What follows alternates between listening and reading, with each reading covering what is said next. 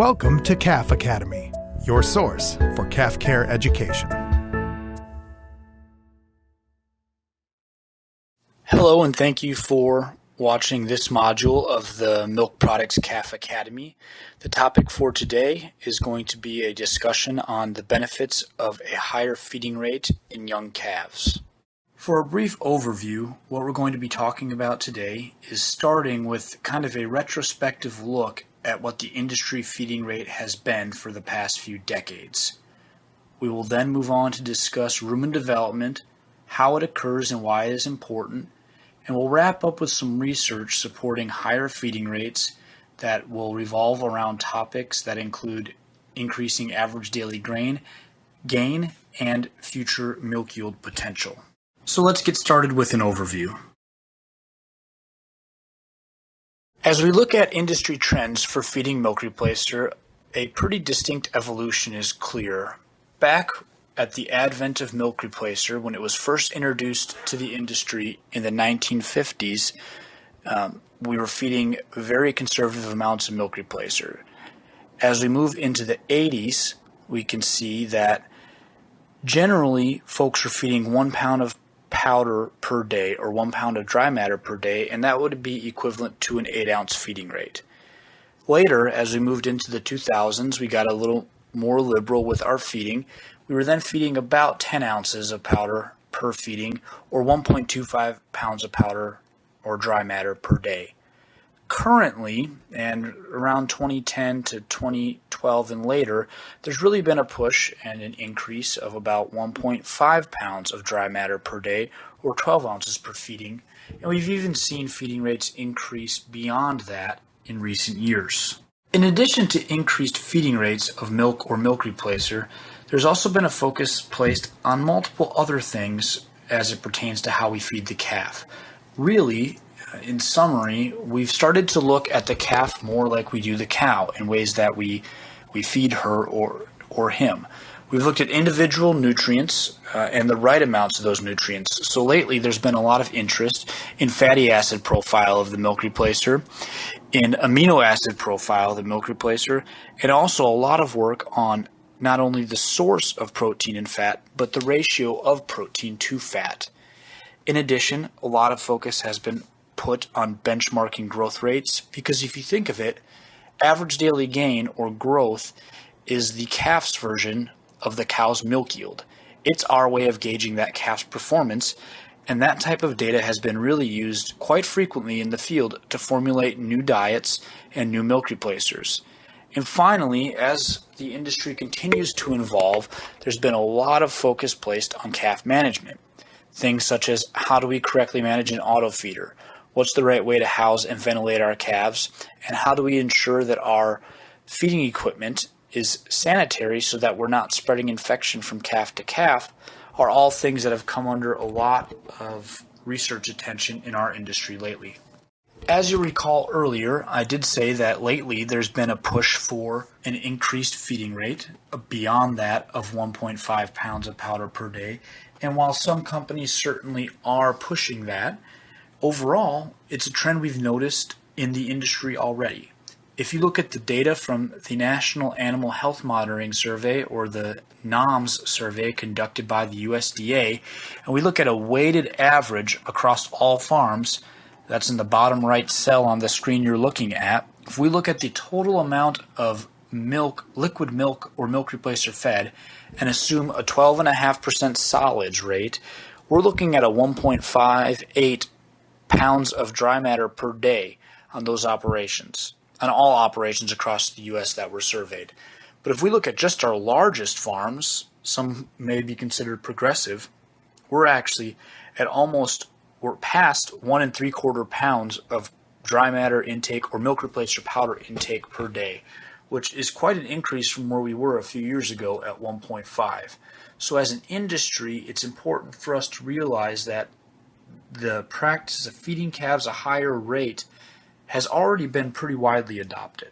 The question becomes, why has the focus shift? Why have we gone on from these lower feeding rates and really increased our feeding rates? Well, the old way of and the old mentality of looking at calves was that our calves were a money dump.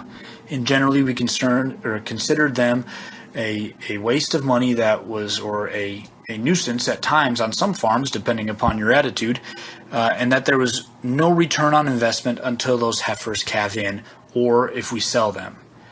However, very, very recent research, or research in the past decade at least, has shown that higher feeding rates and a focus on calf management early in life can help us breed animals in earlier and potentially get us a better return on our investment down the road. However, no matter how we look at this and no matter what we're feeding our calves, we have to remember that eventually that calf is going to have to consume solid feed. That calf is going to have to eat starter or grain. And that's why even when we are feeding a higher plane of nutrition, making sure we provide the right avenues for our calves to have proper rumen development is the key. And I'll repeat that. Rumen development always has been and will continue to be the key, because if the calf is not a functioning ruminant, it will never be a successful member of our herd. So if we look at the calf's stomach, the calf is essentially born a monogastric, with the majority of the stomach being comprised of the abomasum. However, as that calf gets older, the adult cow's stomach is eventually a majority being taken up by the rumen. But because that stomach is mostly an abomasum at the beginning, that calf has a very high ability and capacity to digest milk in early life, which is why milk or milk replacer is a major source of nutrition in early life until grain intake becomes apparent, which, if you think about it, is really good for these calves because milk and milk replacer is incredibly digestible. So those calves need something that they can digest easily and rapidly to help them improve their growth and their performance in early life.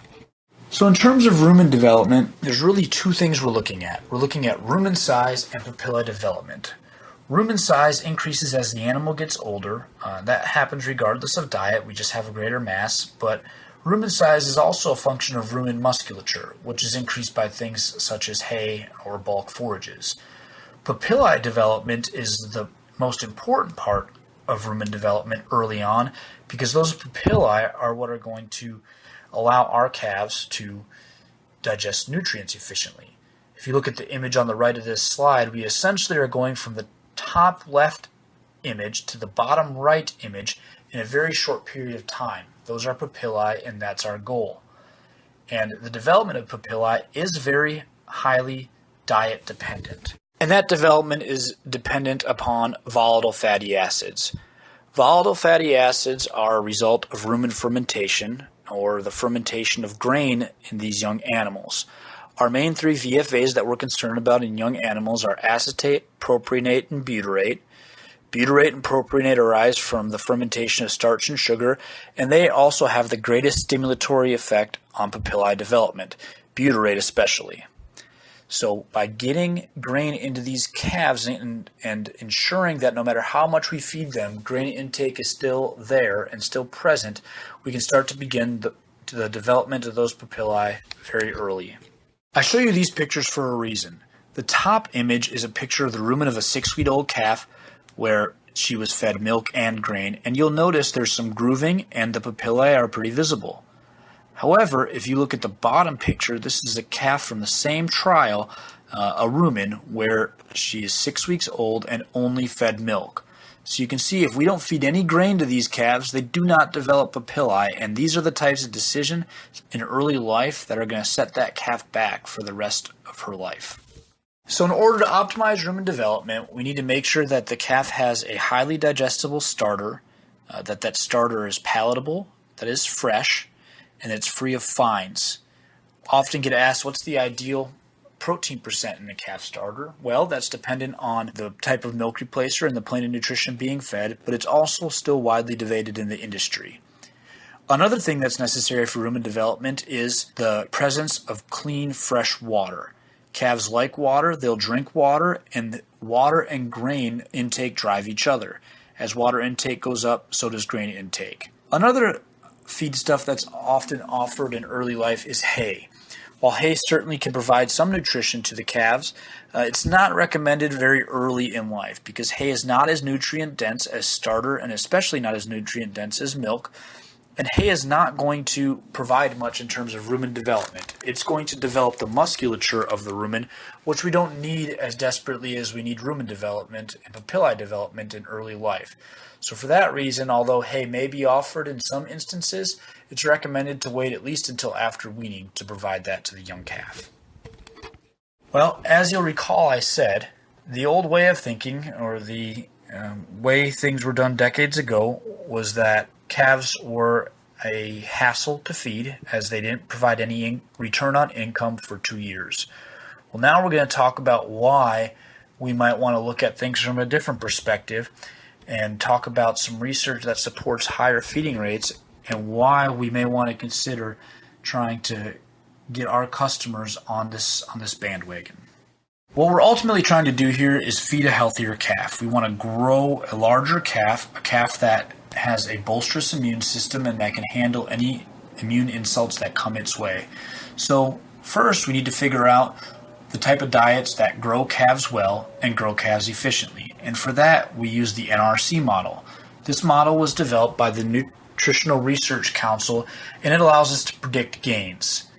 When we do this, we can get gain values for the protein and the energy in our feedstuffs, and it helps us to understand when intake, gain from energy, and gain from protein merge to create an efficient diet. Here's an example.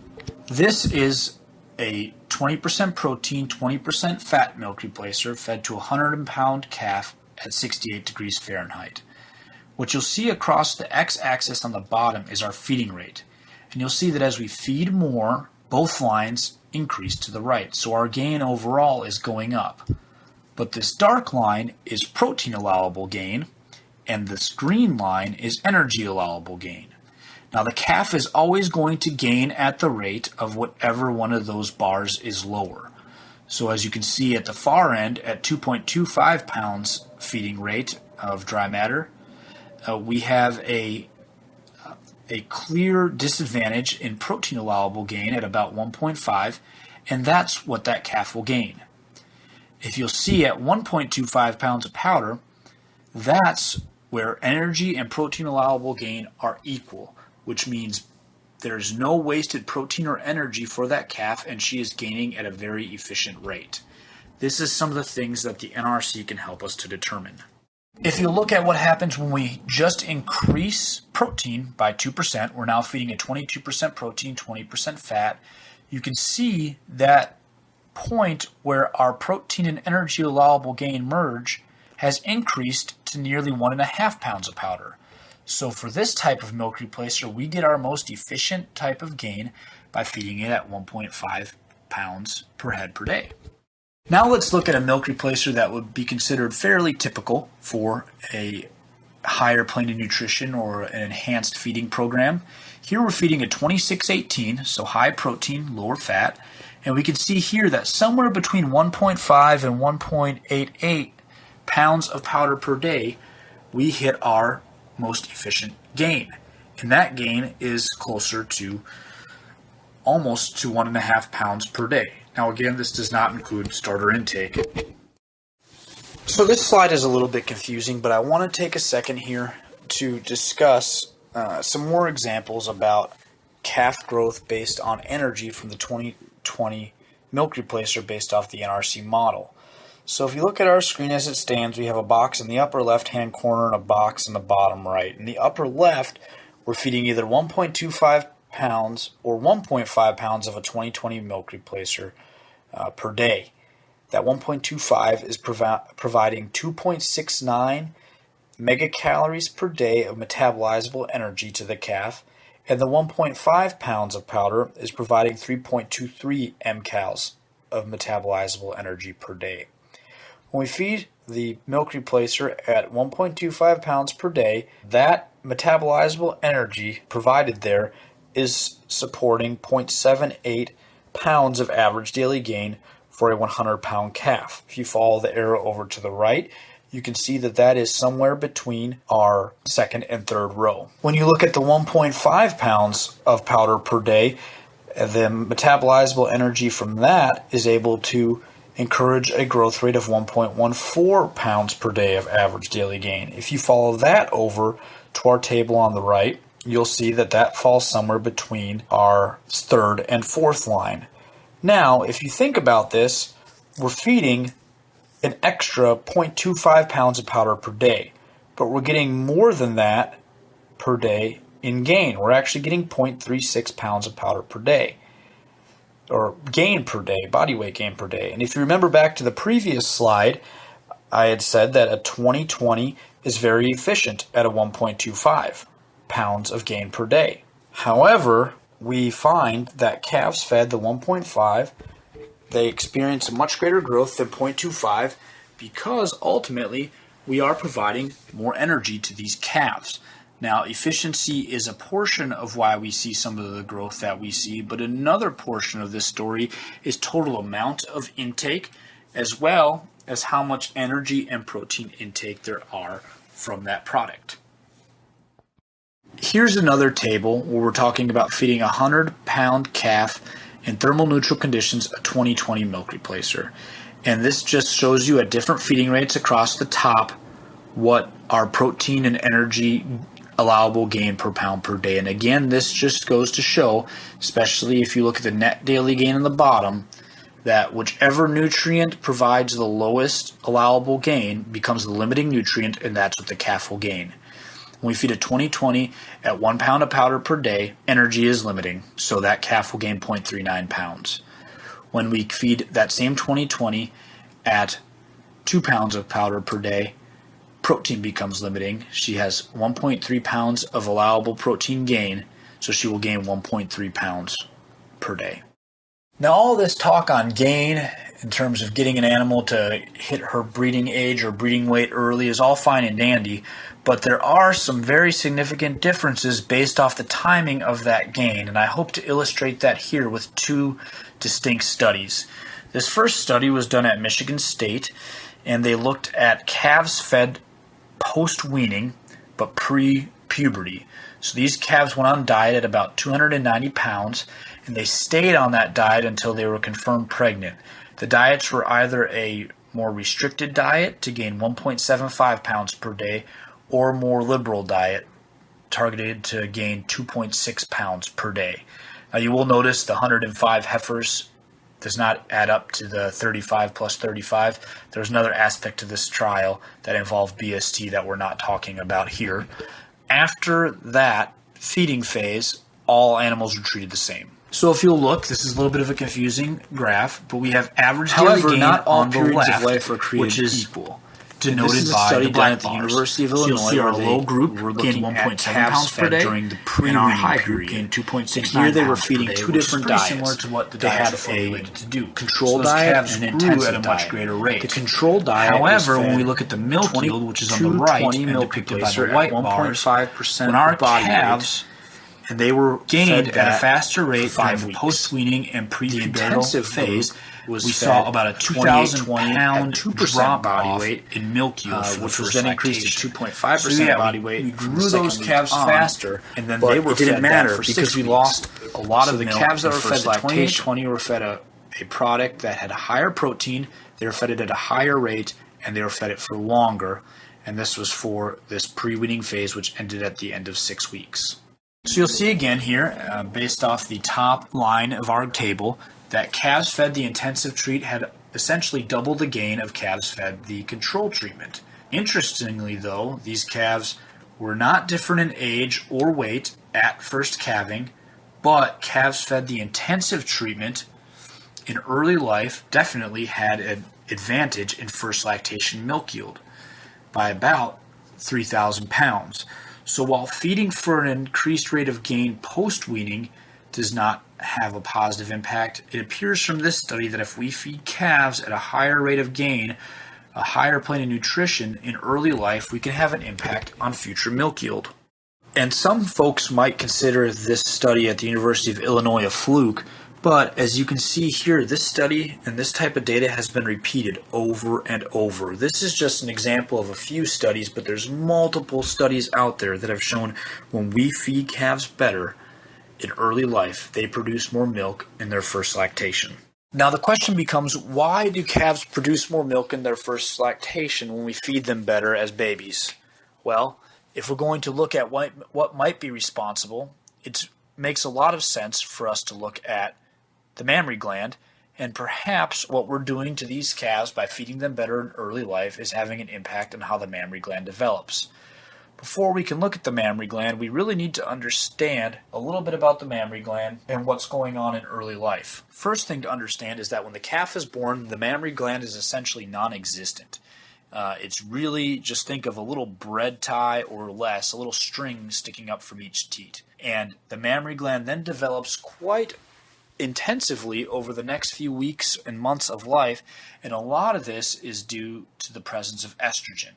Estrogen from the ovaries has a huge impact on how the mammary gland develops in early life, although other factors are involved. Another thing to consider is that there's different periods of growth. Some periods of growth where the gland is growing very slowly, and that's called isometry, and some periods of growth where the gland is growing quite fast, and that's called allometry. The reason I bring up those terms is it was thought for a very, very long time that the gland is not growing at a very fast rate in early life. However, recent research has shown that that may not be true, and that the mammary gland actually increases in mass by 60-fold in the first 90 days of life. So that's certainly a very fast rate of growth, which would be considered a period of allometry. Additionally, there are two very important components of the mammary gland in early life. One is the mammary parenchyma, which is labeled here PAR. The mammary parenchyma is the functional tissue that will eventually go on to produce and secrete milk. And then there's the mammary fat pad, which is the support structure that is around the mammary gland. So that brings us to a study that was conducted at Virginia Tech. This study looked at feeding calves one of two diets, either a 20-20 milk replacer fed at a pound of powder per day, or a 28-25 milk replacer fed at 2.5 pounds per day. So in this particular study, calves were fed for the same amount of time, but the calves on the enhanced diet were fed 1.5 pounds more per day, and they were fed a milk replacer that had more protein and fat. Another goal of this research study was not only to see how diet affects the mammary gland, but also to look and see if when we feed calves a better diet, does their body respond more efficiently to estrogen? Is the estrogen that is already present in their body from the ovary being utilized more efficiently by the mammary gland? So after calves were weaned, a subset of calves were given estrogen from each diet to see if estrogen differentially impacted calves fed one diet over the other. Looking at the data, what we can see here is that calves fed the enhanced diet grew at a much faster rate.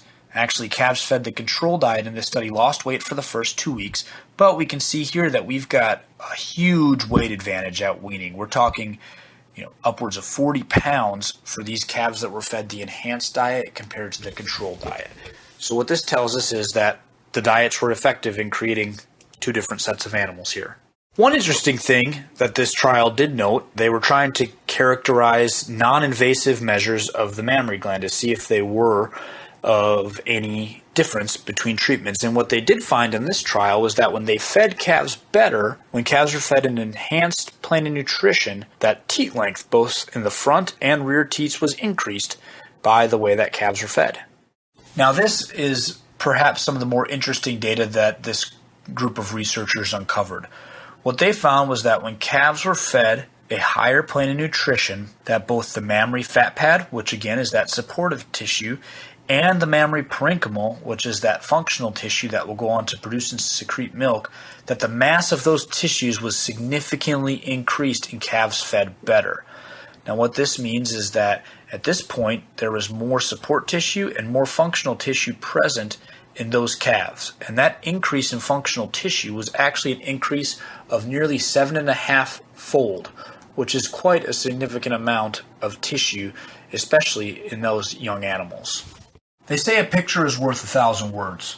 So if you look at this image here, you'll see that on the left we have a picture of a teat and then the mammary gland parenchyma, that functional tissue surrounded by a dotted line.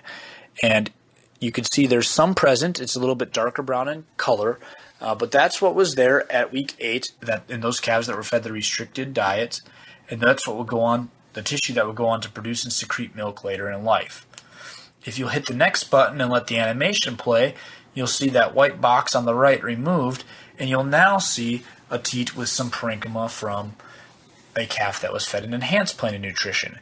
And what this shows us is that when we fed calves better, we knew we got the 7.5-fold increase, but this really just shows that this calf just had a lot more tissue to work with. If you were to hold the tissue in your hand, it would be like holding a bread tie in one hand, and it would be like holding a marble, quite a large marble, in your other hand.